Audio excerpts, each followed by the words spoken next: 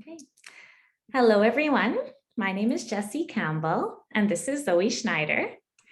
And we are here as part of the virtual opening reception of this year's Art Now Fine Art Fair, presented by Sask Galleries and supported by Creative Saskatchewan. I'd like to begin by stating that Zoe and I are based on Treaty 4 and Treaty 6 territories, respectively. And these are the traditional lands of the Cree, Saulteaux, Dakota, Lakota, and Nakota peoples, and the homeland of the Métis Nation. I make this statement because Zoe and I are able to be free in these places. We live and work and play here, despite these being lands of oppression and of injustice, not only at the time of colonization, but also today. And so this statement it's a small gesture as we work towards reconciliation on these territories and to looking at what that meaningfully will be. I'd also like to note that we are grateful to learn about the personal histories and the experiences of Indigenous people through art, and that we value all forms of art as tools of communication and expression where the realities of Indigenous people are shared.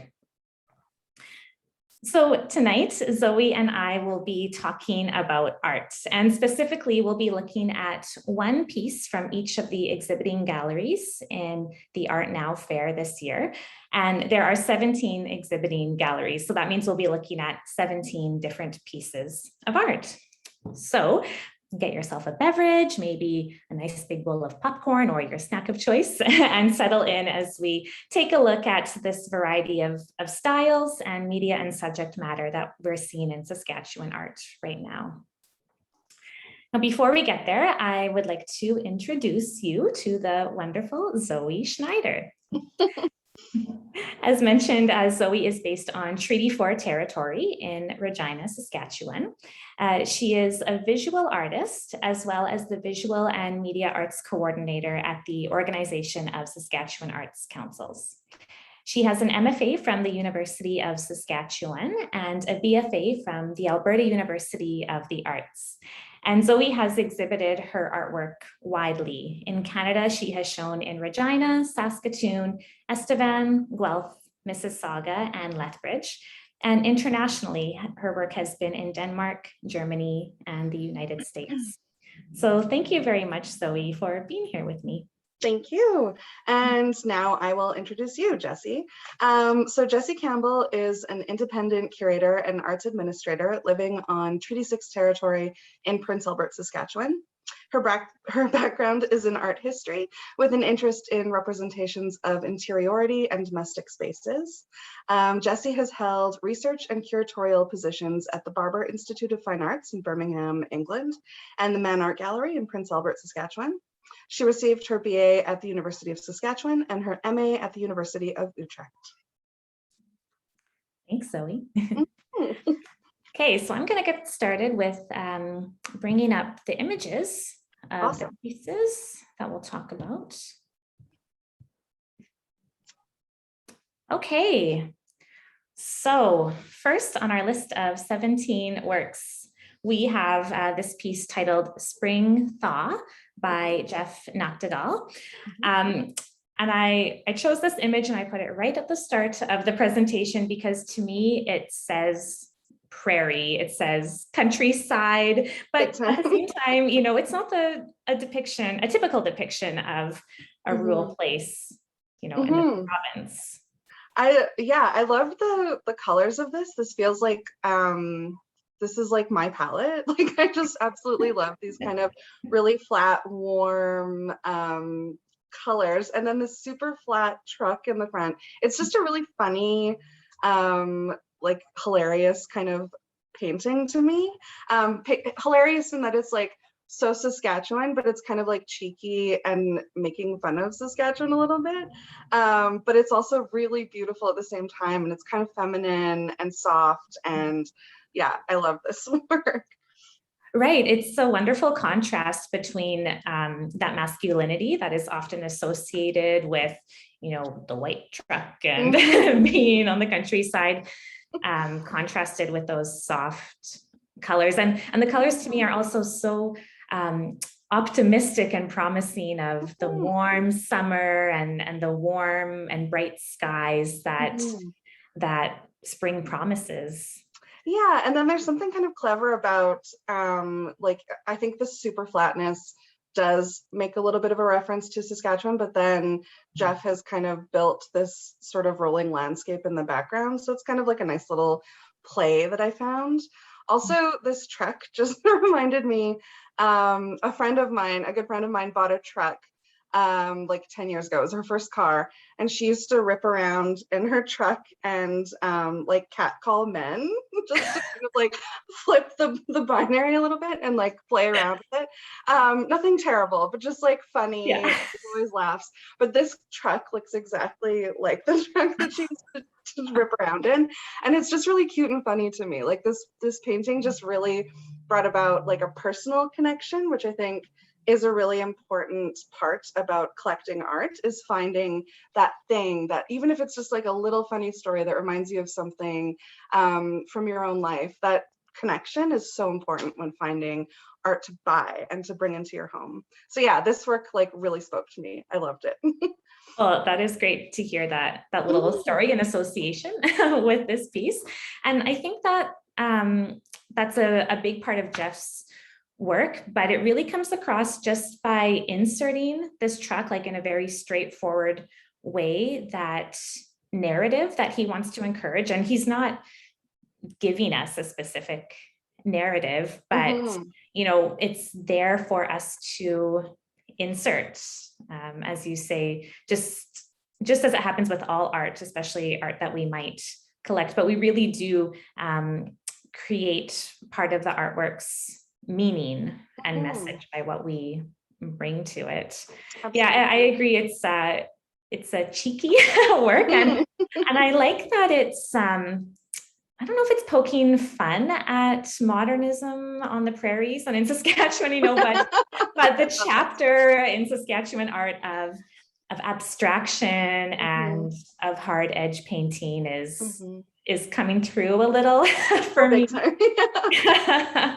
But just putting a truck right in the middle there. So Mhm. it's a little bit folksy, a little bit pop Absolutely. art, a little bit Saskatchewan Mhm. modernist. Yeah, it's really fun for me. And I wasn't totally familiar with Jeff's work before. I'd heard his name many times, familiar, but I hadn't spent a lot of time looking at his work. And so this was really fun to do, to be able to kind of do a deep dive and see what he's all about, and then learning about his story as well, like working in Last Mountain Lake and all of that kind of stuff was really, really interesting. Yeah, I believe he was born in Yorkton and then moved to Montreal, and Mhm. then not too long ago returned back to Saskatchewan and set up a studio here. So it's very interesting to see this return to Mhm. the prairies, and how he's interpreting that Mhm. in these really fun and I think just like big and bold Absolutely. statements of where he is. I know. I read that he has or had a 6,000 square foot studio, and my brain exploded. That's the dream. That's incredible. And I kind of feel like only in Saskatchewan can you find that much space. Yeah, it's so true. He has that studio space, but then he also probably has space to go out and like drive Hmm. around a place like this that he's Hmm. depicting here. He doesn't have to think of getting out of a big city like maybe he did in Montreal. Hmm. So Yeah, yeah, I thought a really fascinating and unexpected piece. agreed. Yeah. Great. Well, let's go on to our next piece. And this one is called Last Mountain Grassland by Rod Wood. And I also wanted to put it in here because it's a depiction of perhaps a similar place that Jeff Noctegal was showing, but done in a very different way Hmm. stylistically. Absolutely. Yeah, I was reading a little bit about Rod, and he mentioned that his affair with art began at so and so. And I thought it was just such a fun term. Like, this is a person who just like has a love of art, a deep salacious love of art. It was just really cool to read about. Yeah, this is such a interesting work to me. It's so quiet and it's so I get like, I don't know, the colors are just so subtle, but it has such a striking presence to it.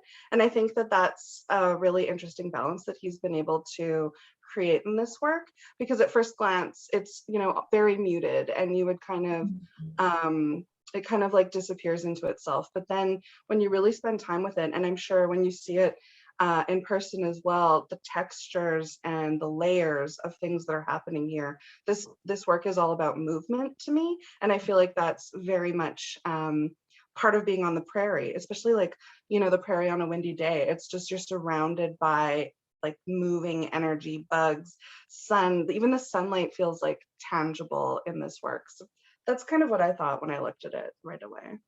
You go ahead. Right. I agree. It's there's a lot of subtlety in here, and the more you spend time with it, the more these very interesting colors begin to emerge. And I think he's used line very effectively to illustrate that movement, especially looking at the foreground. It's quite detailed. It's almost like we can see every individual strand of a grass or a plant or a leaf. And then the further the scene gets from us and closer to the horizon line, it's a bit more subtle and things aren't as defined, but it's also this journey as our eye goes to the horizon line in these gradations of tone and color. And yeah, it's kind of like being in that space on the prairie where at first it all just looks like it maybe kind of melds together, but until we spend time there and actually pay attention to everything that's around us, then you really see that there's a huge range of color and tone in these places, right? And you know, it's a bit of a metaphor, I think, this piece for Saskatchewan in a way, and that's a big statement. But like we're called a flyover province. You know, a lot of people just have an image of a very simple place, nothing too exciting or dramatic going on, at least in the Grassland area of the province. But until you're actually there, you realize there's a lot of very interesting and subtle beauty, and it just takes time to be with it. Yeah, I think also just one last thing. I just love how he's used vertical lines for the sky. I think that's a really interesting way to bring life to the sky in a way that you don't often see in landscape artworks. And I think it really speaks to how much of a presence the sky is here. Like it really feels like another element of the landscape or prairie. Like it's just it feels tangible. Like you could take a bite out of it. It's like, it's right there all the time. And I think that his use of vertical lines is just a really interesting way to kind of like draw the eye towards that and to give it presence as well. Anyway. Yeah, that's a great point. It's quite unexpected to have those vertical lines in the sky, and the sky obviously doesn't take up the majority of this piece just spatially, but it is such a big part of being on the prairie. And yeah, he kind of like lifts us up. It's almost like we can imagine what's beyond the picture plane here with those vertical lines. Yeah, it's a great point. Lovely. So on the theme of landscape and color and vertical and horizontal, we have this piece here by Ray Keeley titled Bear Heart, showing a different view of, I think, a landscape in Saskatchewan, a landscape that is more defined, I think, as the Canadian Shield in the northern part of the province, but we don't always see depicted in the same way and with the same frequency that that a lot of the flat grassland areas are shown in the province. And I think while the land is important here, this piece is really all about the bear. Total celebration of the bear. Yeah, Yeah, I just did a little research into Ray and found that he works in Warman, Saskatchewan, and he's also connected with the Route 11 Gallery, which is a gallery that I know through my job at OSAC. So yeah, it was really cool to kind of like see that connection with an artist there, someone who I wasn't totally familiar with, but then also once I saw the name and saw the work, I was like, oh, of course, yes, I know exactly who this person is. But yeah, like I think this is just such a fascinating, beautiful piece. I love the color blocking that he's done. I'm not sure. I feel like there's so much symbolism in that blocking. It almost feels like there's some kind of like Saskatchewan, I don't know, I want to say like Saskatchewan flag thing going on, but that's not right. There's something about the blocking that reminds me of something quintessentially Saskatchewan, and I can't articulate it. Maybe with the three lilies at the bottom Yeah, separated. I don't know. Do you see what I mean? Kind I of. It's like do. And I find those three lilies at the bottom, lilies, of course, being the the flower of official flower Saskatchewan. Yeah. of the province. Yeah. Hmm. Um, I find that a fascinating decision. Hmm. Just like saying, like, yeah, this is where we are. This is Saskatchewan. It's really making that statement. Hmm. And I see what you mean in that there's almost a reference to the colors of Saskatchewan as well, the green and Yeah, the yellow, but then there's something else here too with the purple of course. Yeah. coming And I in. think Yeah. something about the blocking does that for me as well. But then I Mhm. think also like the other plant that's really heavily here is cranberry, right? Like it's a cranberry, wild cranberry bush. I think that's what it is. I think you're right. Yeah. Yeah. Um, I've been up in Larange and done some hiking there, and I was up on the top of this one ridge, and when you look down, there are these like little bunches of cranberry bush, and it is like exactly like that. And I was there in the fall and I looked down and there's red ripe berries, and I was just like, oh, let's get out of here because I feel like there's going to be a ton of bears, and this is probably not the safest place to be. Like this is where they're going to be fattening up for winter. So but yeah, so Right. that's what it definitely reminded me of. But then I think like we can't not talk about all of the symbolic elements that are going on in this bear in the forefront. It's just Oh, so fascinating to me. It reminds me of a couple of different artists. The name is escaping me right now. She's an embroidery artist. She Anna Torma. Is that who it is? Anna Torma? okay. Yeah. Yeah. So just like it's like a surface that's just kind of like got a matte background and then covered in all of these like really rich, beautiful embroideries. And I'm very much seeing that in this like surface decoration of this bear. It's so Mhm. rich. And I'm just trying to like decipher it all. I love it. Yeah, it's absolutely rich in everything that he's contained in there. It has a really graphic quality to me.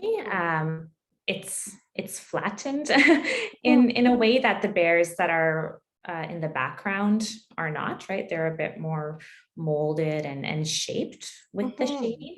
But yeah, it's the bear in the foreground is very interesting because it really does ground this piece that has so much going on in so many Mhm. places for your eye to go. But then at the same time, it's not a necessarily heavy presence No. visually, right? Like because of the transparency that's in there, and then those colors that are coming through from the blocks of color. Mhm. But yeah, there's so much so many symbols and images within that bear that I think really show how he perhaps occupies the highest rung on the ladder, if we Mhm. can say that there's a hierarchy of animals, a symbol of strength and of power, I think, for Cree people, and Ray is Métis and Cree. Mhm. But that message also comes to us even if we didn't know the background of the artist, because of all the animals that are contained in that bear. There's, I think, a deer, a rabbit, a wolf, Mm. and then lots of different footprints and paw prints. So it's kind of like this bear has Yeah. seen everything. Mhm. Hmm. Interesting. I feel like there's a lot in here. I'd love to hear him talk about it. I'd love to like, yeah, have him do a talk about it. There's so much going on in this. Yeah.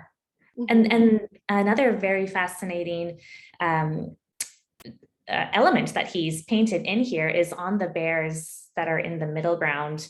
Mhm. They all have arrows on them, Yeah. pointing up and down, I'm guessing north and south, and then east and Mhm. west Mhm. on the two that are kind of traveling across there. So it's like the bears everywhere. Absolutely. Yeah. Yeah. Hmm. Yeah. Fascinating. And then just a stamp right at the top Yeah. saying, yep, Mhm. this is for the bear. But yeah, I agree. It would be wonderful to hear Ray speak about this piece. So who knows, maybe during the Art Now Fair this year, there's a live chat portion. So we can go on and connect with Collector's Choice Gallery in Saskatoon and see if they have information from Ray. Mhm. Beautiful. I love it. Oh, yeah, me too. All right. So, Okay. yeah. On the topic of beings and animals, here's a very different take on how how different animals and fish and elements of the natural world Mhm. may exist in the future. Yeah. As soon as I saw this image, I was like, zombie fish. I just love it so much. And then I started looking at Jim and going into his background and looking at what his influences are. And he talked about how steampunk and nature are two of his things. And I usually see them as like very disparate kind of themes, but Jim brings them together. And I love Oh, it does he so ever? much. Yeah, he went all out here. Absolutely. And like materially, it talked about how like he's a self-taught woodworker, I believe. And then he also incorporates metal, guitar parts, clock parts, like so many different interesting elements and such a like fine craftsmanship. It's just Oh, incredible to me. And like this work specifically is just so it's so graphic and it's so kind of like comedic but also spooky, and I think it's like a really fun work. yeah, there's so much to look at here. And if I didn't, I've actually seen a number of Jim's Okay. pieces, and he's done a lot of different fish in wood, but incorporating other materials too. And they're really beautiful. So this was very interesting to see Mm, this approach to it. mhm. But if I didn't know his background, I don't think I would realize that he was a woodworker. Interesting. Yeah. I'd be like, oh, you're a sculptor, which Mhm. which is, obviously woodwork can Mhm. be that too. Mhm. Um, I really took this as a warning, like a Yeah. big message, about climate change Mhm. and really being careful with how we live in the Mhm. world. And I also find it very interesting that the elements that he's incorporated are steampunk, as you Mhm. mentioned, but steampunk, like it kind of has a specific era that these Yes. artifacts are drawn from, right? It's like industrial age, kind of late 19th century, early 20th century. There's a very distinct look and distinct objects with them. Mhm. Um, but when I think of this piece, I think of what we're doing like to our world right Oh, now, and yeah. the fact that we're just throwing tons of stuff in places like lakes and oceans that Mhm. will affect these fish. And I think of technology in a way, because in one sense, this walleye could be just like, I don't know, a life of its own with all of the bits Mhm. of the digital world that have been incorporated in it. Mhm. Um, but I've also been reading how, like, with the manufacturing of anything related to computers, there's terrible repercussions and terrible Mhm. waste, that is put into bodies of water. So it's kind of like he's drawing from what we're doing in our world now that's going to affect the Mhm. walleye and other fish, but he's using elements from the industrial age. And I guess, our modern world, a lot of it is drawn from what happened Mhm. during industrialism. So there's a lot of references that I'm getting from Absolutely. the materials he's using. Yeah. I think it's interesting that you and I both have like a kind of a different read. Like Yeah. I'm similar, but also it's just like your visceral reaction to a work as well. And I think that speaks to how people can find value and interest in a work that, and they find that for different reasons. But I think that's a really important part about artwork, and this artwork in particular, is that there's so many ways to interpret it and to get into it and appreciate it. So yeah, it's fascinating. Yeah. Yeah, that I agree. That's interesting. And it's a nice way to learn about the different ways that people look at it just by Mhm, talking about mhm. art, which I love looking at art by myself and spending time in a gallery in solitude, but I also find it very interesting to hear how Yeah, other people interpret these pieces yeah. too. And I Which think is, also, oh, sorry, go ahead. I was gonna say it's a nice part of like having artwork in the home is that there's so many opportunities to engage with it in a different way. Hmm. Yeah, and I mean, I think it also speaks to how you can engage with really difficult topics in a Mhm. way that's still really enjoyable and pleasurable to be around. And I think like he does that here. Like difficult Yeah. topics, it's really hard, but yeah, that's a tricky thing, and I think he's done it. So, yeah. Yes, it is a very difficult thing to Mhm. do, but there's a great mix of messages and kind of Mm, moods and feelings in here. definitely. So, Mhm. all right. Okay. So this one is called Meet Me at the Golden Dragon by the Mhm. artist who goes by Bigudi. And I don't know if I'm pronouncing that Yeah. correct. Yeah. Yeah, so this one was really, I wasn't like I wasn't sure how to get into this right from the get-go. It's a beautiful rendering of horses, and I believe it's on a digital print. And then I started researching Bigudi, and she is based in Canmore. I've lived in Canmore before, and some of her other paintings are so familiar to me because they're places in Canmore that I've spent a lot of time with. So that was a really interesting access point for me, Mhm. and it gave me like more of an appreciation for this work. And I think that's part of the joy of discovering artists is researching them and then finding those access points and then building an appreciation that way. I do that all the time, and it's yeah, I think that if you're becoming a collector, it's so important to kind of like do that research and start to like discover and find out where artists are coming from and who they are and what they're doing. But yeah, go ahead. Yeah. Yeah, I'm on a tangent. that's just fine. Yeah, I was really fascinated by this piece and really struck by it as soon as I saw it because it's such an unexpected combination Mhm, of these subjects, right? Of horses, which of course we're accustomed to seeing and even mhm, picturing in art in rural places and in a very specific setting, but mhm, they're in front of this uh, restaurant, the Golden mhm, Dragon, and we see the words dining room at the mhm, bottom there. So I was wondering like what's going on here. It felt a little bit surreal in mhm, a way. But then I thought, well, maybe not so much.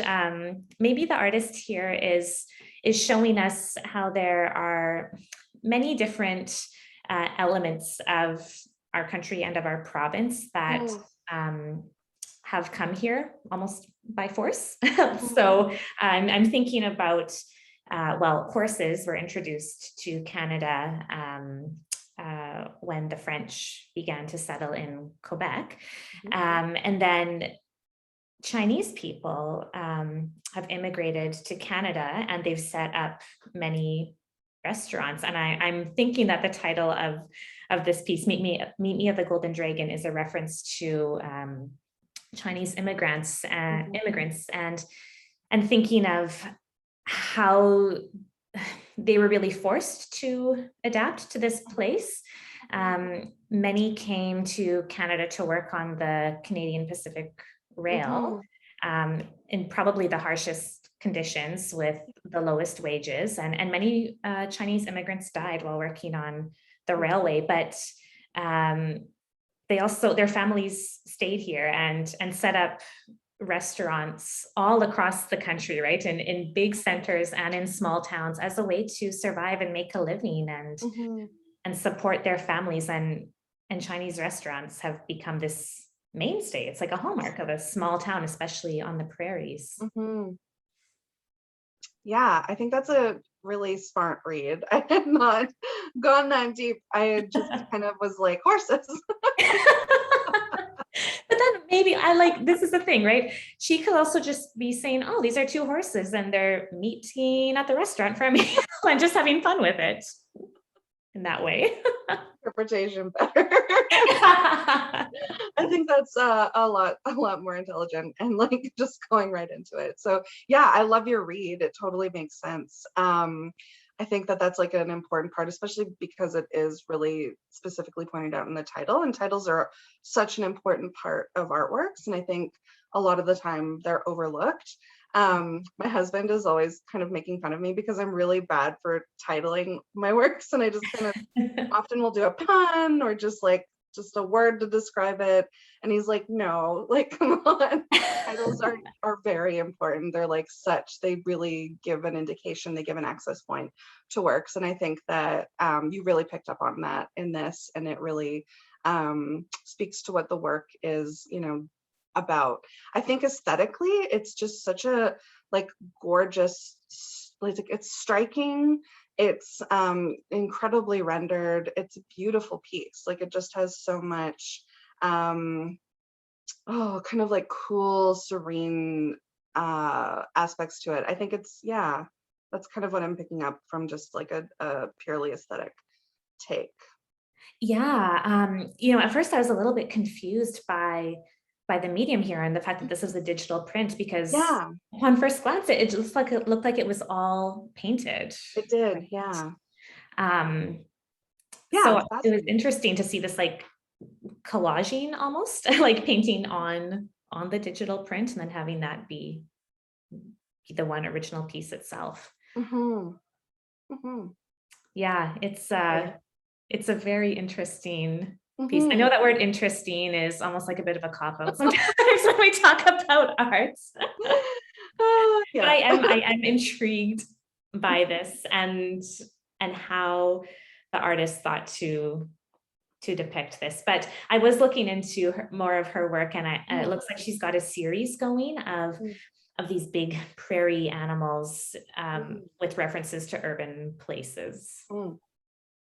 So it would be fascinating to see the series. Yeah.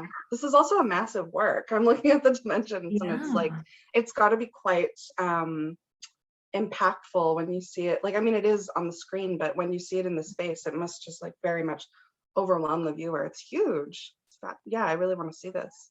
Yeah, it's like we're really close up with these horses, and the vantage point that she's used, like we're looking up at them, and of course up at the dining room sign just in front of the restaurant. So that combined with the size, I'd be very curious to see where this is installed, wherever it ends up living. Yeah, very cool. Excellent. Okay, so obviously we've got lots of landscape references in the Art Now Fair, which is, I think, not terribly surprising. Yeah, exactly. But this is also, I think, very intriguing and unexpected. And I should just begin by noting that this is actually a print of the three-dimensional piece. So the piece itself is entirely two-dimensional, but we're looking at this box that opens up with a pencil sitting in a landscape. Very cool. Yeah. I'm gonna let you go first because I feel like I'm really interested in your interpretation. Okay. Yeah. I definitely had to spend a bit more time with this piece, but this is my art history background coming in. when I look at this piece, I am thinking of a theory that was put out by a Renaissance theorist named Leon Battista Alberti, where he stated that a painting specifically should be a window onto the world. So it should render its subject realistically.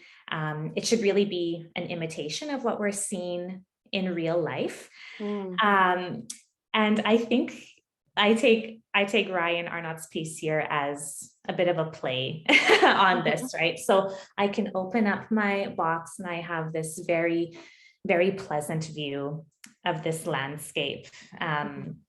But of course, when we make art, it's never going to be reality, right? Reality and what's depicted in art are different things.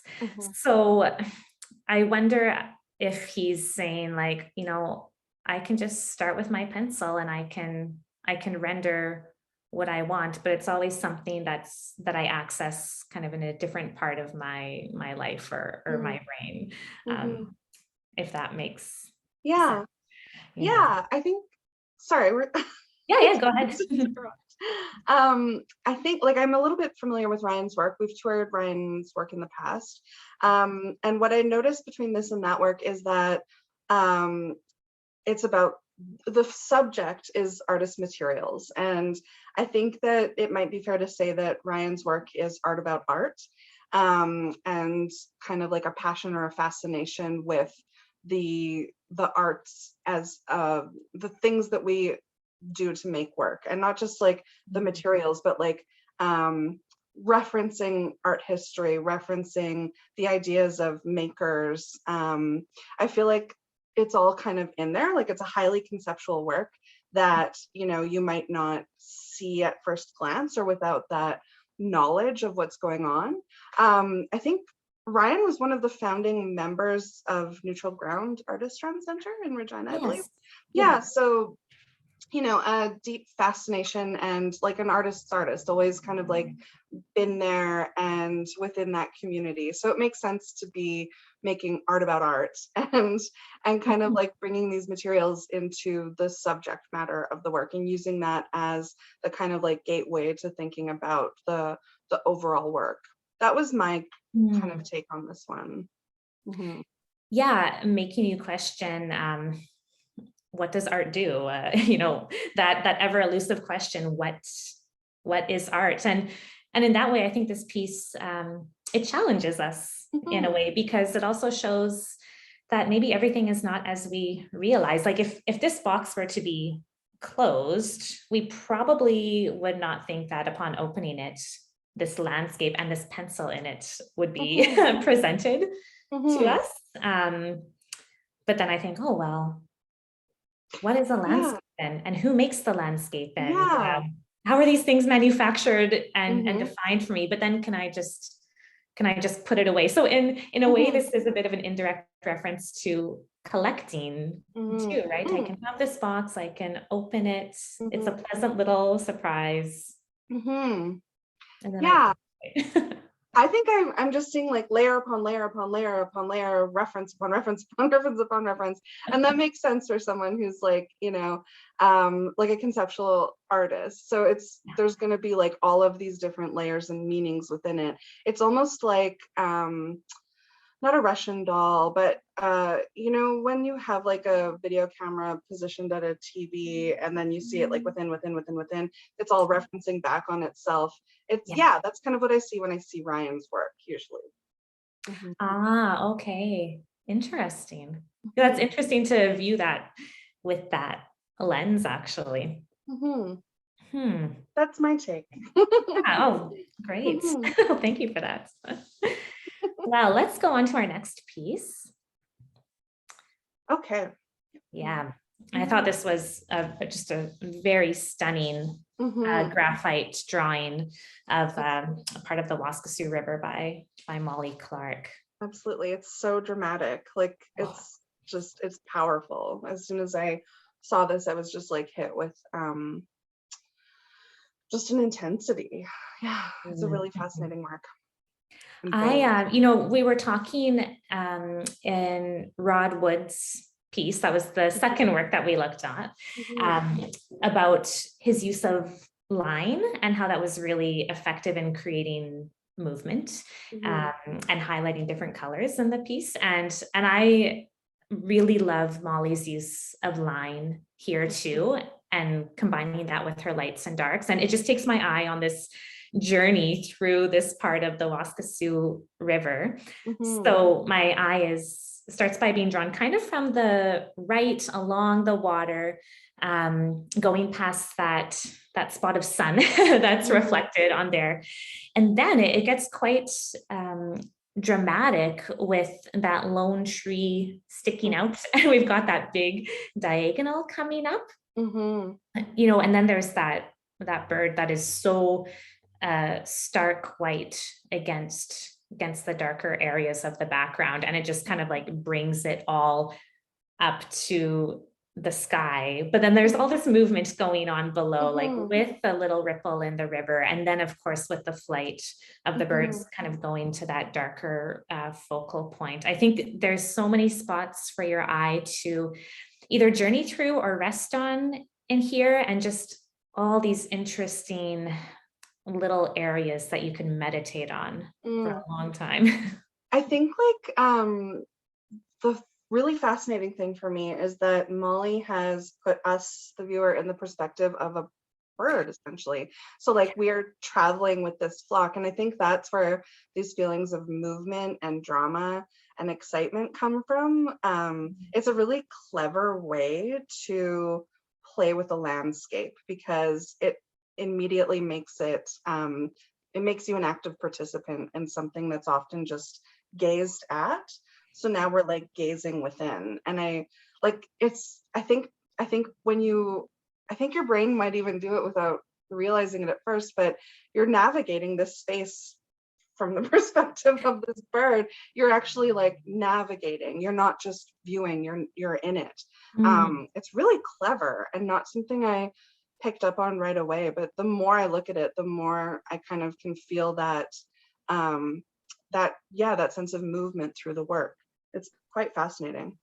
That's an excellent point. I'm really glad you shared that, and how it does contribute to where we as the viewer are situated here, and that we actually are part of this landscape. I was trying to figure out, like, am I on a boat, or am I on a little piece of land? But no, because we're positioned as the viewers that we are in the air. Yeah.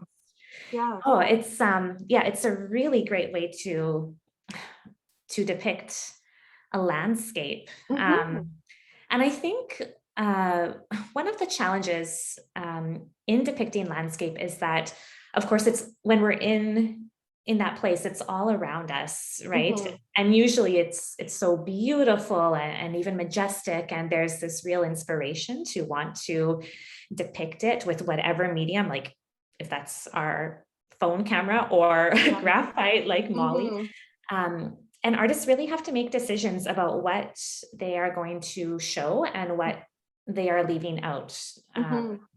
You can't really show all the elements of a landscape because it's just too overwhelming. And I find that a lot with landscape paintings and the use of color that a lot of artists have. Like, we're so inspired to just render that color on a two-dimensional surface. And the landscape is, really about the color in that way. Like, that's what the painting ends up being about.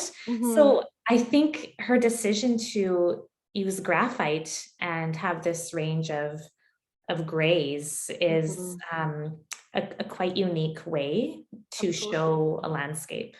Yeah, I fully agree. Yeah, it's a really fascinating piece and dramatic. I love it. Yeah, me too. Just really lovely use of lights and darks, and then detailed areas, but then areas that are a little bit more blended and not so defined. It almost feels like a memory to me. Yeah, or a dream. Yeah. Yeah, just lovely mood. Oh, I'd love to see more of her work. Absolutely. Okay. Oh, yay, Bonnie. Yeah. Hi, Bonnie. I know I'm touring Bonnie right now in a show, so it's Oh, are you? yeah, Okay. Through OSAC. yes. Yeah, so it was really nice to see this work, and I love Bonnie's use of gold leaf. It's just so gorgeous, and I'm a magpie, and I'm drawn to like shiny things. So yeah, and also abundance. Like it's just, I think this like, speaks to our kind of how like our perspective of Saskatchewan is like a breadbasket, right? And like a provider of food for the rest of the world. And yeah, I think there's a lot going on in Bonnie's work. But I'll let you go ahead. Sure. Yeah, no, we definitely have the same sentiment about this and the idea of abundance, all the types of abundance in this Mhm. province. I'll start by saying that I do know that Bonnie is based in Meacham, and this past summer, the grain elevator in Meacham was burnt down. And Oh, interesting. Okay. yeah, so I think this is a bit of an honoring and a memorial of the grain elevator. And I mean, they come down in Saskatchewan all the time, right? Yeah. Like at one point there were thousands of grain elevators in this province, and I Mhm. believe now there's a couple hundred, and it's on the decline as farming practices shift from small scale, mostly Mhm. family run farms to like being larger corporations. So Mhm.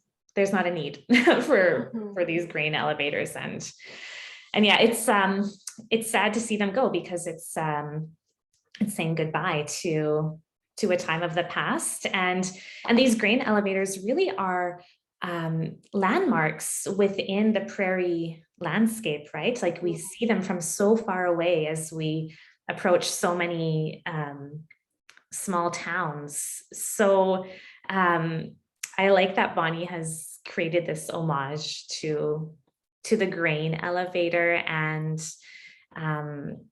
and showing like all of the abundance that did come from them, not only with grain and Mhm. with exporting it, but probably all of the meetings and the conversations that happened at the site of a grain elevator, right? Like where does Mhm. that happen now? Well, I don't know. I don't know if the people who are in the nicely paid administrative roles in the big farming corporations are meeting in the same way with people in the Mm. community.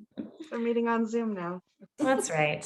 Um, the other work that I'm really familiar with of Bonnie's is these, not plates, they're like slab works that show Orthodox churches in and around Meacham that are also coming down in disrepair, are no longer there.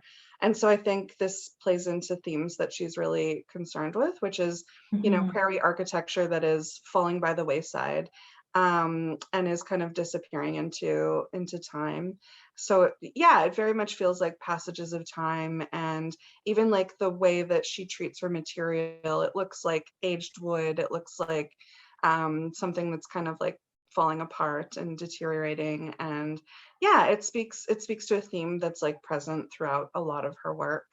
It has like a very folk kind of quality to it that I really love. Mhm. And yeah, these like oversized grains of wheat coming out of the door, like those are massive. They kind of remind me of like golden goose eggs, like they're just huge.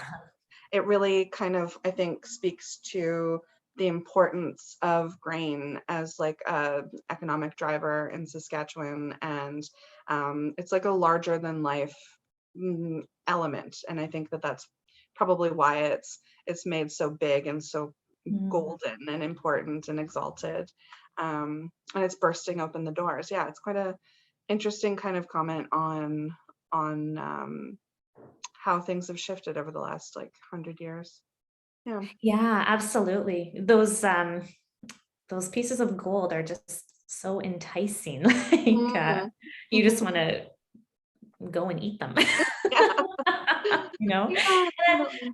I really like in this piece how she's incorporated the gold leaf with what looks like a sun at the top of Mhm. the piece, just saying like, yeah, I was here kind of shining out, and it's a sunny province that allowed so much of this abundance to actually occur. It's, as you say, it's beautifully contrasted with the way she has done here, the grain elevator, in this fashion that looks very worn, right? There's lots of lines and kind of wear and tear with the textures and the glaze that she has going here. And yeah, it's it feels like it's a little bit unstable, just the way that it's positioned, and it kind of comes from, and I think references that folksy element that you mentioned.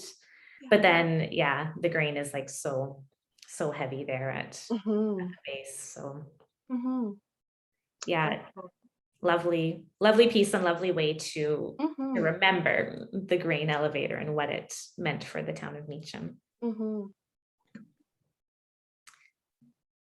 cool. Yeah, Jamie. Yeah. Brooding by Jamie Reynolds. Yeah. Okay. So I'm also familiar with Jamie's work. I have worked with her. She's on our OSAC's online exhibition called Arts on the Move Online. So that's kind of how I became familiar with her work over the last year. And yeah, this is just such a beautiful self-portrait that Jamie has done.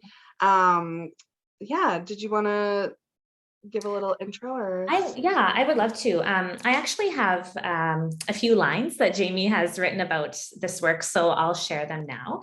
About this piece, she wrote, "In beekeeping, broods are the little baby eggs and larvae of honeybees, or across species, it can mean a number of babies all born or hatched at once. But brooding also means dwelling on painful or depressing memories or thoughts. New life blooms from sacrifice, its love and heartache." So she's done a beautiful piece playing on the word brood and brooding. And when I see this piece immediately, because of the color palette, I feel very uplifted and hopeful, right? It's bright and it's cheerful, but then looking at the face with those two big bees in her eyes, it's like, oh, that must hurt, but also it's she's using the bees to see through, I think, in an optimistic way with probably challenging things in her life. Interesting. Yeah, that's a really interesting read. When you first look at it, I agree, it's quite, yellow is that color that just kind of like uplifts and is optimistic, and you can't kind of shy away from that. But yeah, it's quite a haunting image to see someone's face kind of like transposed with these bees that are forming her eyes and her pupils, and then the kind of like I view it as like honey dripping from her mouth. Like, this just feels like there's a lot of symbolism placed on the face, which is so fascinating. Yeah, you can really feel that push-pull between sort of like difficult or trying time versus, optimism and pushing through. And like, anytime I think of bees, I think of like busyness and, hard work and the greater good, and all of those kind of like connotations come up. And then to have it with the brooding title, like a brood, I think of like kids, and I think of, there's just so much that's going on with it. It's really quite layered and fascinating. And then the dandelions in the front, I can't tell if those are painted or collaged. It's like a really interesting different treatment to the way the application method is happening. So there's the body, which is, kind of beautifully rendered, and then there's the not pixels, but the hexagonal shapes of the beeswax, and then to have these dandelions in the front. It's really kind of super layered and fascinating. It is, and she has used paper and beeswax, as we see from the media, to get, I think, these different textures and components here. And it's like she's coming up from the earth, like she's really connected to going on there. And that's probably maybe a bit of a side commentary about how we as humans, we rely so much on the natural world, right? And of course, bees are important, and and we really have to be careful of like what we're doing and what's going on in yards and with pesticide use and such, right? For them to actually keep on living and keep on producing. So I think this is very clearly that self-portrait that shows the difficulties in life and how going through them makes for some really, really challenging times, but we're uplifted by parts of the natural world, and specifically for her with the bees, and that gives new hope. But it's also about like our dependence on the environment and nature too. But yeah, also, sorry, go ahead. Okay, I was going to say that I really appreciate that Jamie has given us a piece that doesn't gloss over the really tough times in life, right? Like this is reality, and I like that she's kind of wrestled with that and is illustrating that in this artwork. Like a lot of times, of course, art, and I have to say commercial art has a feeling of positivity and optimism and beauty, which is important, but it's also important to express other parts of life, right? Yeah, and just kind of continuing on with that, I think like the symbolism of the dandelion as well is a good reference to resiliency. And I think maybe resiliency and tenacity are the two big things that I pull away from this work, just for themes. And then just from like a purely like object standpoint, this work must smell so good if there's beeswax in it. Like it's just going to be one of those works in your home that has such a presence to it, like it's vibrating, but it also will have that like sense quality of smell, of beautiful, warm, like beeswax smells so good. It's like one of my favorite smells. And yeah, I think that's really interesting to incorporate this into the materials as well. Like it really speaks to her commitment to the themes and the ideas. It's very cool. It's a very cool piece. Yeah. And I mean, we could go on for a long time about this. I'll make one more point from my end. Yeah. The contrast with that material and with actually using like beeswax and how it's all around her, but then she is so starkly presented in paint. Here, I think that's such an effective use of material. And I'd be curious to see what happens to this over time too, right? Like, how is the beeswax changing on here? Will it change? It might take a really long time. And that could, of course, also be a metaphor for the journey of life and how that transforms. So yeah, really fantastic piece from Jamie. Yeah. Okay. So, yeah, our next piece is by an artist who goes by the name DayOne. And he's been painting for about 10 or 12 years and kind of tours throughout Saskatchewan and throughout Alberta, painting in various locations. There's a lot of live on-site work, and I believe he's done that at the Hanson Ross House too. Cool. Yeah. Yeah. I mean, this is like such a striking image, and it makes me think of like so many different elements and themes. And like from a graphic standpoint, I think of like printmaking, but also like kind of like graffiti art that you would see, especially with like the dripping and the flat black and white, like stenciling kind of, but like a super beautiful image. And yeah, and then there's stuff going on in the background that's just very like lightly layered and just kind of like pushed back, but then it creeps through in the like open spaces of the stencil. It's really fascinating work. I wasn't very familiar with this artist, and then kind of did a little research and saw that they're based out of Calgary. Is that right, Susan? I think that's correct. Yeah. Yeah, fascinating. Yeah, I find this work very interesting too, and how he's built up these layers and made this super stark contrast of color and of line, and of course of this feeling of the nurturing bond between this mother holding her child, but then surrounded by these lines of red, which really read as blood, right? Yeah. And the stain of blood. So it's it definitely references the atrocities that have been committed, right, against Indigenous people, and I think a little bit because this looks like it's referencing maybe an older image, right, and more traditional use of wearing and carrying a baby using the cradle. It's almost like it's saying, this is what we've this is what has been destroyed, and it's what could have been, right? Like there's so many people who have had stages of their life just incomplete and missing because of the racism and the oppression that has occurred against right Indigenous people. So on the one hand, it's a beautiful like memory of that, but it's a really big message that like this is a tragedy that is still occurring across our country.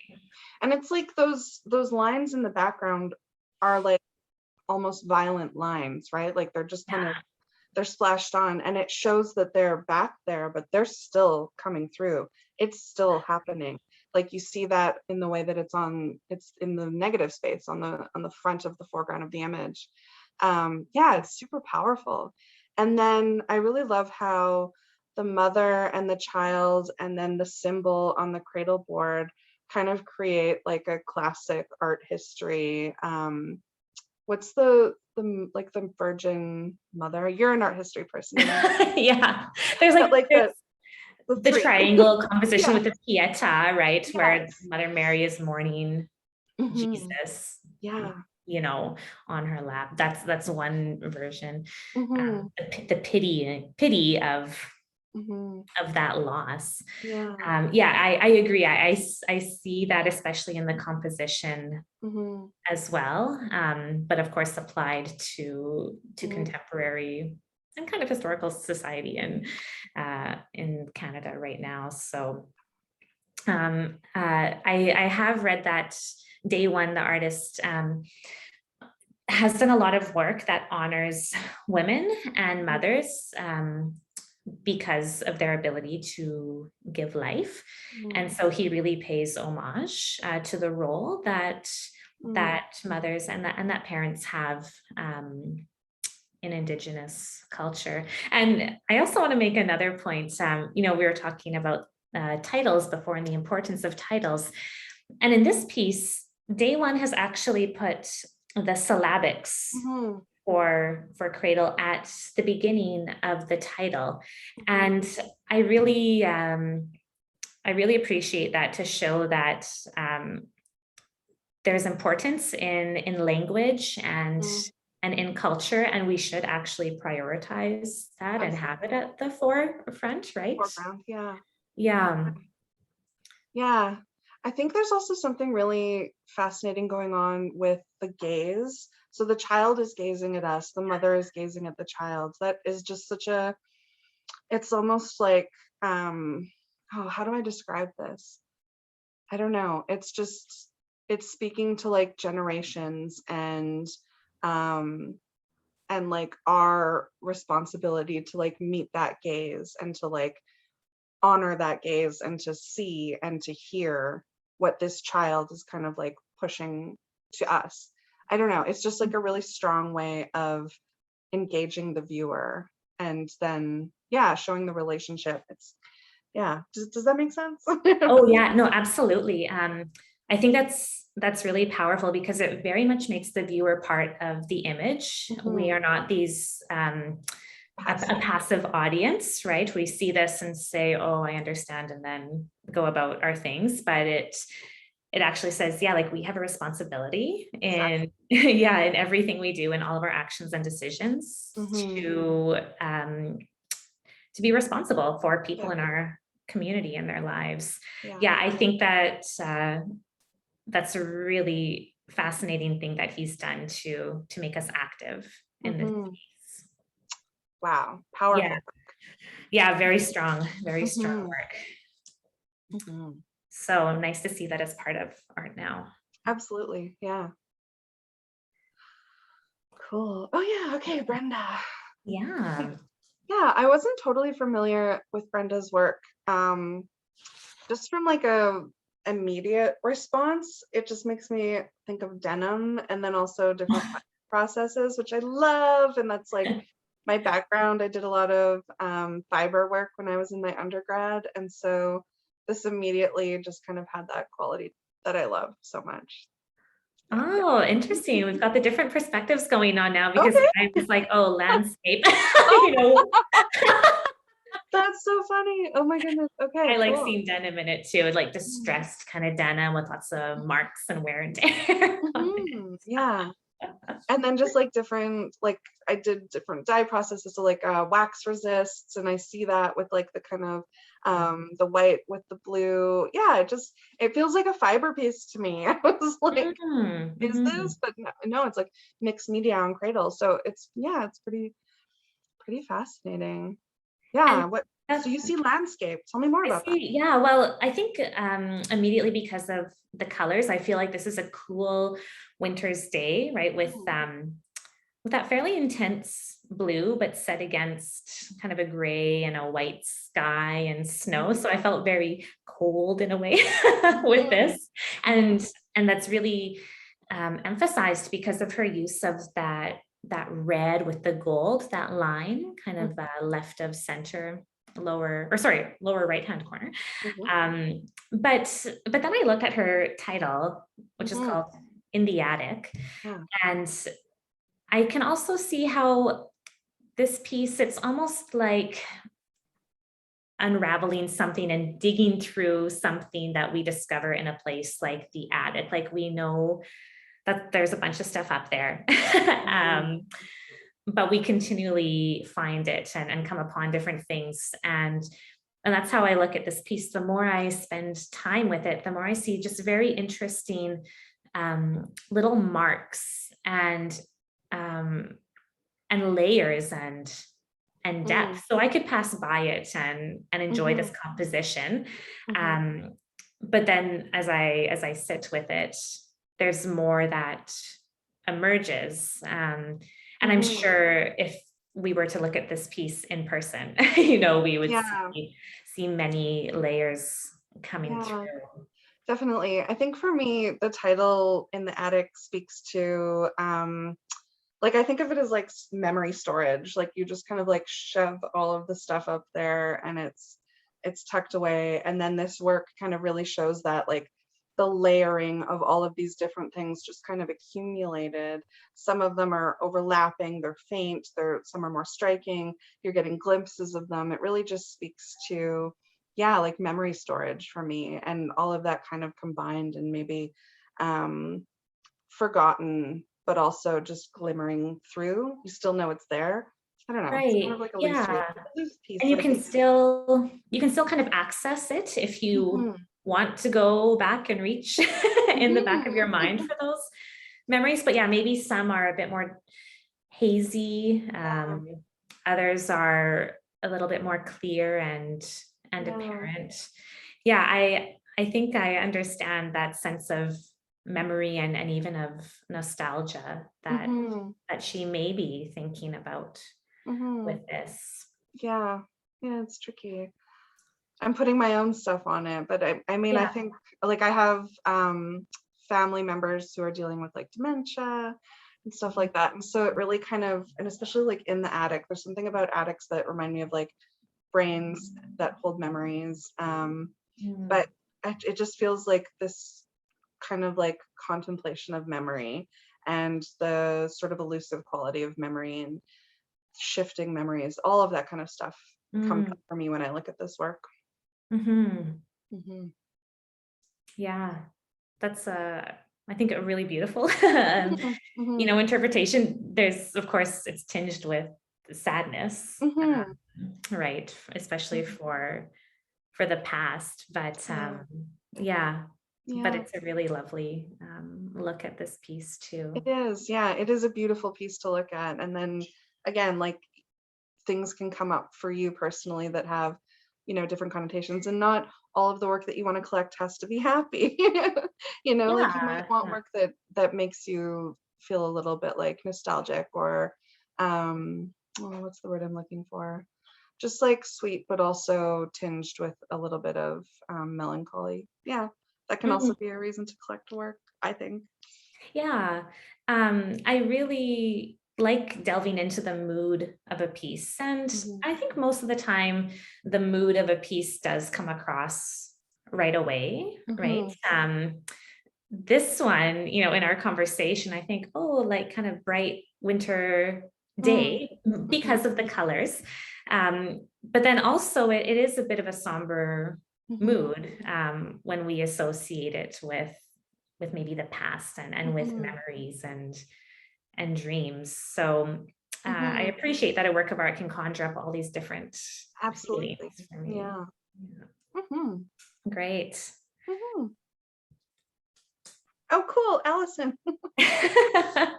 Allison Yeah. was my Oh, supervisor during my master's at U of S. oh, And fantastic. yeah, and I'm pretty sure it's agricultural greenhouse. I'm pretty sure this is like a building on campus. Um, I think Oh, that's what okay. that's what I saw as soon as I looked at it, because there are like there's the ag building and then there are greenhouses all throughout the campus. So yeah, that's kind of what I immediately thought. I might be wrong, but yeah. Well, that's interesting because I was thinking about the space here and how she has shown it, which is like it could be any greenhouse in a Hmm. way, Hmm. but I'm sure for her it has a very specific association with a specific location. Hmm. Um, and yeah, that is cool that you associate it with the university and and the egg building on campus, Hmm. especially with all that glass and the blue and the gray Yeah, colors. yeah. Yeah, I thought her use of perspective and space here was really unique, and this interplay between the indoors and the outdoors was just fascinating to me. Like I'm always kind of, as I look at this piece, I'm always thinking of where I'm situated and um, do I have access to this exterior space, which looks to be like outdoors through the windows there? Hmm. I don't know because I also feel kind of trapped because of where Hmm. the viewer is positioned, right? And behind these like Yeah. big lines, which seem very industrial and firm, but Hmm. then that's offset by the organic forms of these beautiful plants that I want Hmm. to bring home with me. Yeah, there's definitely a feeling of containment and also pushing against that. Like even the plants on the second shelf are just bursting to kind of like grow past their ceilings. And I think that I'm not sure exactly what she's saying with that, but that's kind of like Mhm. this kind of like bursting forth vibe, and then just a real kind of intense stark difference between organic and human made feels, right at the forefront of this as well. Like the kind of human made aspects are just kind of barely there. Like they're just done with like a little, mark of charcoal or chalk, and the containers at the front are blocked out with paint, and then just a simple like little silhouette line or a line marking with chalk. But then the things that have the most vibrancy are the organic forms. Obviously they have the most life and are kind of, yeah, the most present in the works. It's really an interesting way to show organic material kind of like bursting at the seams and contained. Yeah. Yeah, and I think our eye is really drawn to the organic elements of this piece because she incorporates warm tones. So we get these yellows and then kind of orangey Hmm. browns and yellows, especially in the lower left-hand corner. And then even in the trees and the plants that are in the distance, right? There's some browns and Hmm. green shifting to yellow, and that says that this is like natural, of course, and Hmm. inviting. And I think it's a very effective contrast. And, Mhm. you know, I couldn't help but wonder if this piece had something to do with COVID. I mean, this piece Mm. was made this year in 2021. Mhm. And first, I think that a lot of people acquired many houseplants in the last year and a half. But then, as you say, the feeling of being contained, like that's very much been a feeling Of for people course. all over the world, right? And Mhm. And yeah, right looking there. out on the world, just being in a place looking out. That Yeah, feels so present as well. yeah. And things Mhm. feel bleak, you know, sometimes, Yeah. and there's a bit of a bleak feeling to this. There's So also a sense of like waiting, like just everything's just kind of mm, lined up or stored and waiting. I agree. I think that that's definitely like the situation that we're in feels very present in this work as well. That just kind of waiting for it to be over, waiting for the next thing. right, yeah.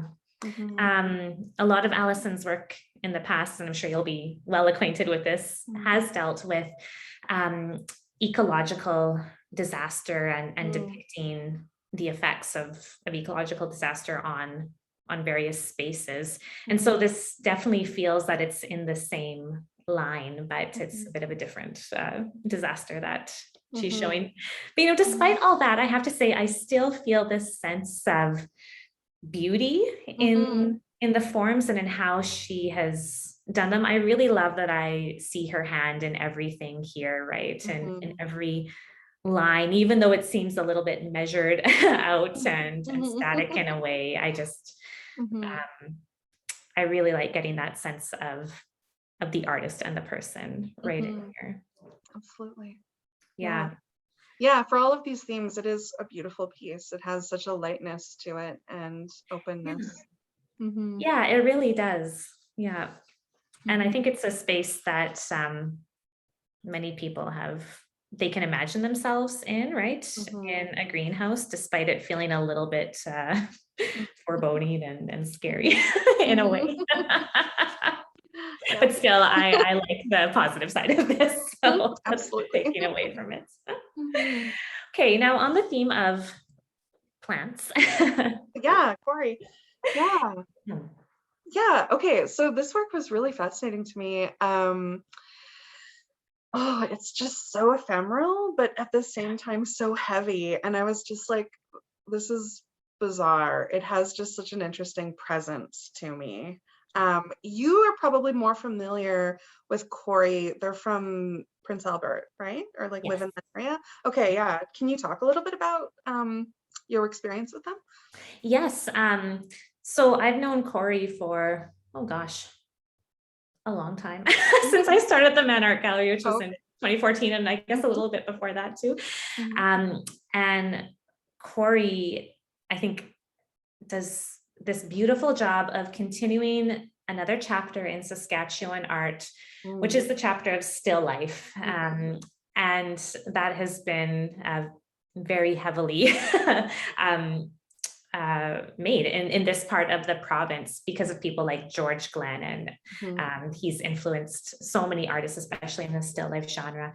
mhm, But Corey has really enjoyed exploring different materials and different texture and rendering everyday objects in this way. And I feel with a lot of her works, there's a lot of push and pull between what is present, mhm, but then, as you said, what is ephemeral, right? And in mhm, that way, there's this sense of a passage of time with mhm, it. And and I find that very interesting with the still life subject matter that she predominantly, I think it's fair to say, um, depicts. Still life, I have to admit, it's one of my favorite genres, yeah. both from the art historical perspective, but also anything that's going on Mhm, today. I really love that artists draw attention to things in our life that we could easily pass by, like a piece of fruit or a mhm, plate. But these forms are so elegant. They are mhm, so beautiful. And when they're done like this, especially with just a very dark, somewhat simple background, it really highlights mhm. them. Oh, yeah. Um, But yeah, what I want to say about this is that thinking of the genre of still life, looking at art history, there's associations of memento mori. Mhm, So, the message that all of these things you see, they are temporary on Earth, just as we are. mhm, And they will die one day, right? mhm, Like they will decay and they will go back into the ground. So be careful. That was the message art historically, right? mhm, Watch what you do, watch what you say, etc. mhm, But I think with this, I don't focus so much on the stillness of still life, right? It's like in one sense, a still life is slowing down and kind of isolating this moment and looking at it still mhm, in time. But mhm. there's so much around that moment because these fruits and plants, they have to grow, they have to be nurtured and fed, and then they will decay. So it's actually a big metaphor for Mm, life for me and the growth and decay that we as humans experience mm, too. And so it's very much alive. It's a still mhm. life, but it's Yeah, a living thing. it doesn't have the arranged kind of quality that I often think of when I think of still lives. This feels much more like a happening upon in a home. Like I can Yeah. picture this, and it reminds me of like some really amazing movies from the 80s for some reason. There's just something about it, like really beautifully stylistically done films that I really love, that are coming forward for me with this work. And yeah, there's something also about the like architectural elements. So like the plant pots and the stand and this like sort of pedestal table that also speak to me, and give me just like a very contemporary quality as well. It feels like very fresh and very 80s at the same time. It has like a really nice push pull for me. And I'm also an 80s baby, so maybe that's why it like is like feeling sort of nostalgic and now at the same time for me. Yeah, there's something just like really appealing about it for me. I think also the combination of oil and charcoal, like two mediums I hate working with, but because they're just so hard. But they're just so beautiful, and like the softness when they're combined together, it just has such a like you can feel this painting or this artwork. You can like feel it, and it's just yeah, it has like a very visceral feeling towards for me anyway. Yeah, that's Mhm. what I take from this. Yeah, this the way that she has defined and not defined the Mhm, form speaks of mhm, this I think ephemeral nature too, because some things we see very clearly, like this is a plant pot, right? These mhm. are the legs of the plant pot. This is the plate and the pedestal, but then there's things in there that I don't know what they are, right? And I Yeah, feel like, yeah. but as the day progresses, for example, and as conditions of light and shadow change, then it changes the quality and the Mhm, colors and the textures in a way of these objects too. So it's about this um, passage. But I have to say that I find her use of materials um, done in a really unique way, because this is on paper and it really yeah. doesn't look like it's on paper. Again, we're viewing it on a screen, but it really looks like it's done on a wood panel. Mm, yeah. But Or linen or like some kind of oh like yeah. really raw. Like for me it just feels so soft, so I immediately put it on linen, but um Oh, okay. yeah, that was my kind of take.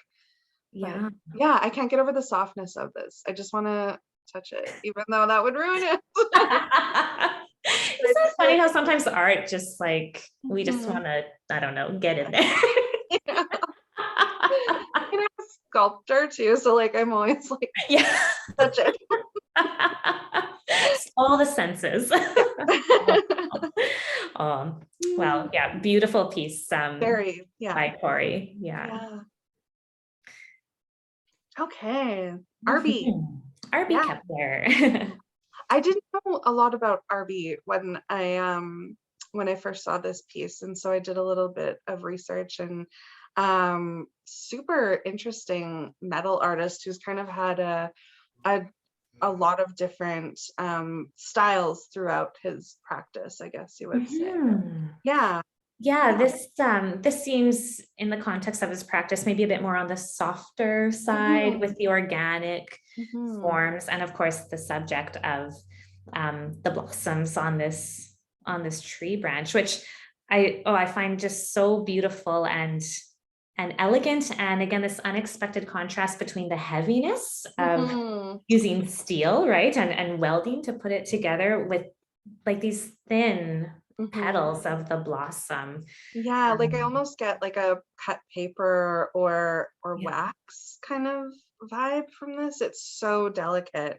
And there is a really nice juxtaposition between the delicacy of the works and knowing that it's steel and, you know, a heavy metal that's really hard to work with. So yeah. Yeah, it seems like it's very sensitively done, and I would love to see it from all angles and experience it that way. And it looks like it's functional, although Yeah, I'm not sure in what way. Not to say that decorative art is not functional. yeah, exactly. But right, you know, like maybe you can have a little bowl of, I don't know, candy or nuts on there or something. So. Yeah. Well, I'm very curious about the bowl shape. I would like to like ask this artist what if that is like an intended, you know, functional part of it, or is this like there for another reason? And it could be, you know, we don't know. But especially looking at his older work, it's kind of like I'm curious what that very kind of disparate element is there for. Because this is like, you know, it almost speaks to his earlier work, and maybe that's a continuation of things from before, which was very clean and very geometric. And then now we're in this very, very organic and natural kind of place. And so, yeah, maybe that's a continuation of previous works, bringing something forward, which I love when artists do that. I love when they reference earlier works and kind of like show that progression in their practices as well. Yeah, I'm very curious about that little bowl shape. Yeah, it's so, as you say, it's so defined, it's so geometric against all the other components that we see here. So, but I also like how it gives a nice balance between that Definitely. lower part, right? And then with the cluster of blossoms at the top. Yeah, I also can't help but think of, again, going back to the art history of Saskatchewan, with the use of like steel and creating pieces through welding, because especially in Saskatchewan, where I'm from and do spend a lot of time, there's a lot of like big constructivist assemblage style, right, pieces of public art, and that really came to the province, I believe, through the Emma Lake workshops when Anthony Caro was there. And then just like, wow, like Doug Bentham, Les Potter, they just took that and went with it. They took it, but like obviously we're very informed by it. And yeah, R.B. Kepler, some of his work, it looks like he definitely falls within that lineage, but then it's like, oh, this is such a contrast to that, because it's obviously it's small, it's delicate, it doesn't have that feel of either industrialism that the other constructivist style pieces do in our province, and it doesn't have that feel of masculinity either that I think is often associated with that. So very much so. Yeah, and then again, I think of like someone like Clint Neufeld, right, who has that wonderful contrast of using feminine, traditionally and stereotypically feminine colors, right, and forms. But yeah, this is definitely one of those artists where I'd like to hear what their take on it is, or have them talk about this progression and their influences. Just I want to know more. Yeah, absolutely. Yeah, so very nice piece from RB. Okay. This one was so interesting to me, and you go ahead. Yeah, sure. Yeah, I've had the privilege of seeing this piece and a fair amount of birch bark biting in person, and I actually took a birch bark biting workshop about 8 years ago. Oh, neat. That was really eye-opening to this art form. Mhm. So, well, we can start with the material itself of birch bark, which is harvested from birch trees, usually in the spring, and traditionally, a lot of Indigenous families, like across the country, would go out and together would harvest birch bark from trees. These days, it can be done by taking a blade and kind of cutting out a little piece of the outer bark from a tree, and then the inner bark can continue to grow, and so the tree is not damaged in any way. But birch bark has been used for so many things by Indigenous people, for, of course, making baskets to gather food, to store food, to cook with, to make shelters and canoes with. So it's a material that is so flexible, but so incredibly strong. And one of its uses was for people to bite these little images into it as a way to record stories and to be part of ceremony. And at one point, these designs, which look like stencils, were also used as patterns for beadwork. Yeah, and that relationship, I think we can see this, some of the same patterns and images on traditional beadwork, right? So you'll also notice, and this is true of almost all, at least traditional birch bark biting, that it's a symmetrical image, right? So the piece of birch bark, it's actually folded. Folded twice. So there's 4 folds in it. And then the artist will bite into the birch bark and make the design with their teeth and then unfold it, and here you go. And oh my goodness, it's so amazing that these artists, they use natural materials around them and their teeth. Like that's their materials, right? They're not going to the store to buy anything. I was just blown away by this. And then I went to Sally's website, and it's a beautiful website. Like, it's just incredibly well done. And then she has video where she's talking about it and demonstrating it. And she just seems like such a sweet, kind person. I just loved hearing her talk about this practice, and she's really funny too.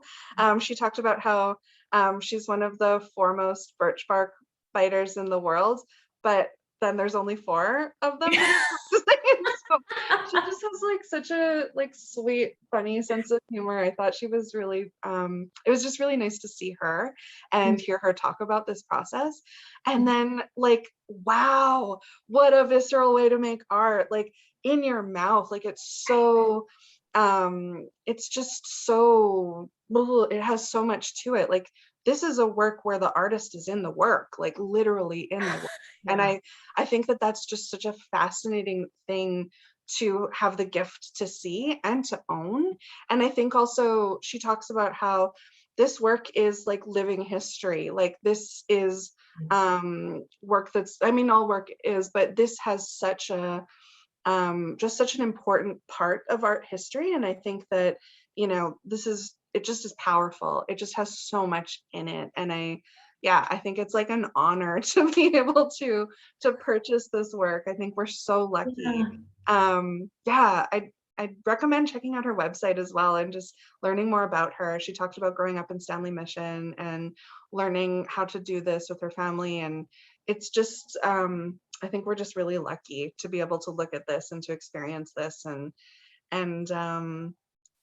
I'm fascinated by the presence of the body in this work. It's just such a, it's like very, very inspiring for me. I make work about the body, and so for me to have someone like leave imprints of their body in the work is just, it's really cool. It was a pleasure to learn about this. Oh yeah, I know. It's totally unique, right, from everything else that we've looked at today. And I find it also so beautiful how this work takes a community and a family to really make it, right? Going out and harvesting the birch bark together. And then I think, even though there are very few birch bark biters in the world today, passing that down right through generations, whether it's your kin or not, Mhm. is a really beautiful tradition as Mhm. well. And the fact that birch bark biters like Sally Milne can know in their mind's eye what they are biting, Absolutely. right? Yeah. And that pattern is, it blows my mind, actually. Mhm. It's incredible. Like the like brain sense ability to like learn to make with your mouth is just Oh, so fascinating to me. It's yeah. so outside of my scope, which is like hands and eyes. But the Yes. mouth, it just, and the mouth is so, like, it's just such a intimate place to be able to have work come from that is just, yeah, it feels like it has like a very special kind of connotation to it. Yeah, and that's a great point because it's where stories are told from, where Mm, and like where things are shared from. mhm, It's that source of so many things, and then to be mhm. the source of this artwork and this imagery is just it's kind of all encompassing, right? And Totally. Yeah, it's so beautiful. it So really is. yeah, I Mhm, agree. It's absolutely amazing to see these pieces and to mhm, have them like mhm. in this province. Yeah, It's stunning. So yeah, it's so cool. very nice to have that shared with Mhm, us. mhm. Yeah. Oh yes, okay. Owl Yeah. cookie jar. I found this completely charming. Yeah.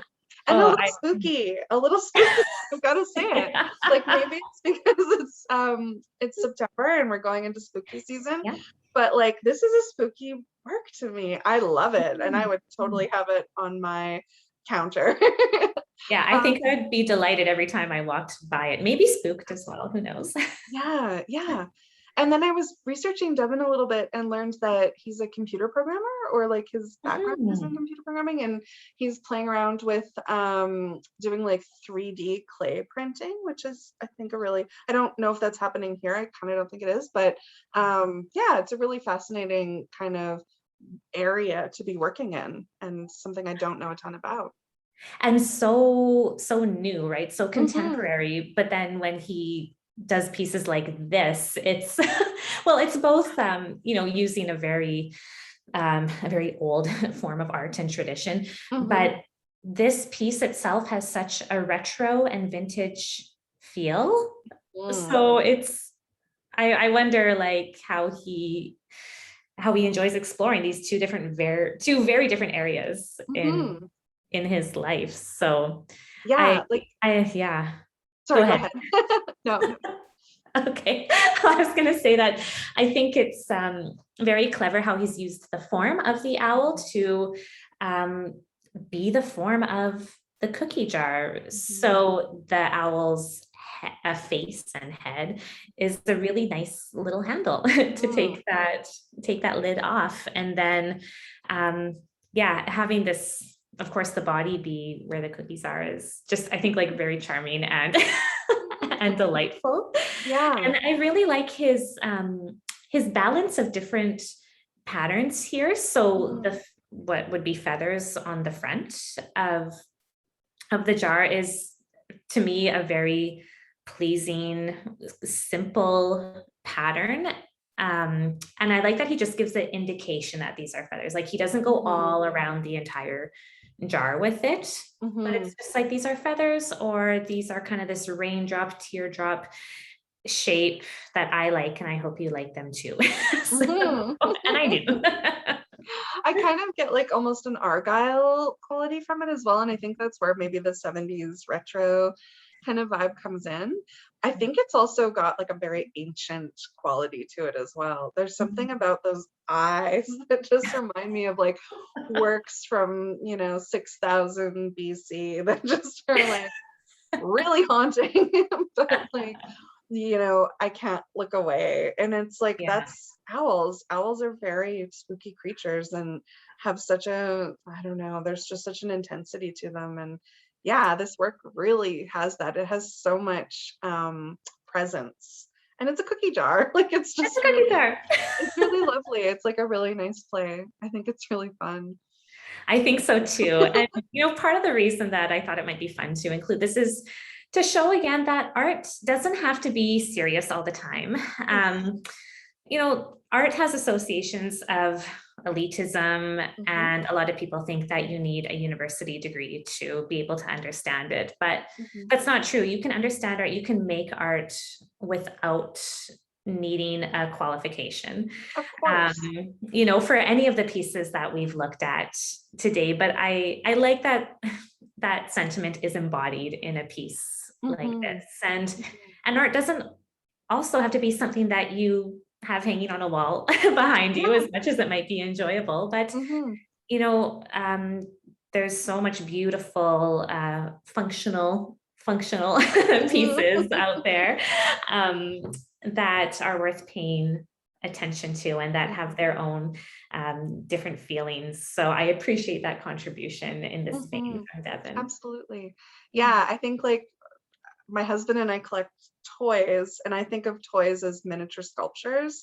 And I love that this kind of plays into that as well. It's like it's a tiny sculptural work that is functional, and it is also, a really cool thing that you want to have in your home. It's really neat. It really is, yeah. Oh, lovely. Okay, we are on to our final work of this session. Fittingly, it's called Epilogue. Couldn't not put it at the end. Yeah. I was looking at Julianne's work as well, looking at other works that she's done, and these mobiles are so interesting, and another very cool way to collect art in a way that isn't a painting on the wall, but something that is activated in your home and has movement and is sculptural. I think that's like a wonderful way to bring art into your home as well. Yeah, go ahead. Yeah, and not a sculpture that stands still, but it's going to be changing every day. And I find that a really fascinating way to think of our space and how we live in it. And I'd be very curious to actually see and experience how this would be in a setting like a house, like a domestic space, because it's a little unexpected that way. But yeah, in terms of the content, we have these pages of a book that are falling and fluttering down, and you can actually see the book near the top of the sculpture there. And I was trying to see if I could zoom in and find the title of the book and the author, but I was having a tricky time, so I don't know the content of that. But Julianne here is mourning the potential loss of the written word and of the book. So I guess it's a little bit sad, but like some of the other pieces we've seen, I also take this as a bit of a warning to also be critical of what is fed to us, right? Like there is so much information disseminated, especially right now, and some of it is not good. And I think that might be indicated by these red pages here, which act as a warning sign to me. Absolutely, yeah. I think this work is it's obviously very beautifully photographed. It's definitely one I really want to see in person so that I can see that movement and get close to the pages and really understand what the themes are just being referenced with that book as well. And then looking at some of her previous works, there's also, she did one where it was a mobile that depicted a landscape that was really fascinating, in that it's broken up and comes together and comes apart. I think this is just a really fascinating way to make sculpture. There's something about it that is really appealing to me and brings me in, and I want to see it moving. I really want to see a video. I want to see it would it be great doing to what see a it's supposed to video. do. Yeah, who knows, maybe the Craft Council can get one together for us, because I have a feeling that does play a lot into this piece and maybe in how we interpret it.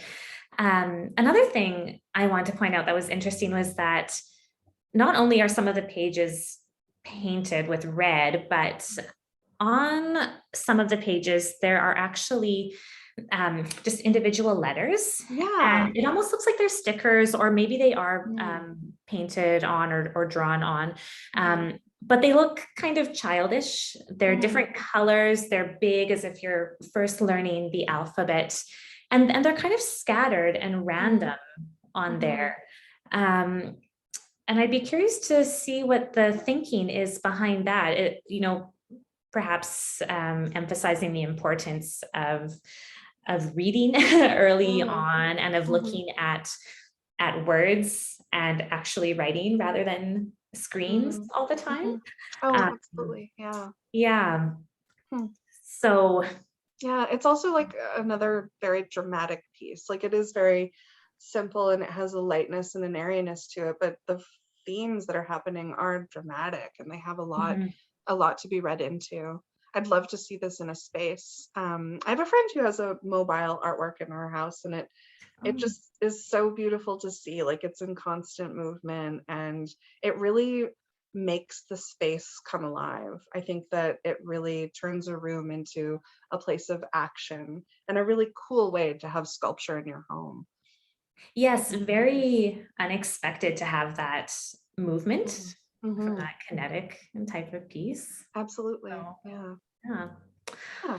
Well, those are our 17 pieces for the day. So a lot to look at, and I think it's interesting how we see a lot of pieces that are very obviously references to Saskatchewan and this land in the prairies. But then also there's pieces like this one, right, where they could be made anywhere. Yeah, but they're happening right here. Absolutely. Yeah. Great. Well, thank you so much, Zoe, for chatting. It was lots of fun. Thank you for having me. This was really exciting to see, and I've discovered some new artists and seen some old artists that I know and that I love to see. So it's been really fun and a pleasure. And thank you for having me. Yes, fantastic. Okay. All right. Take care, everyone. Bye.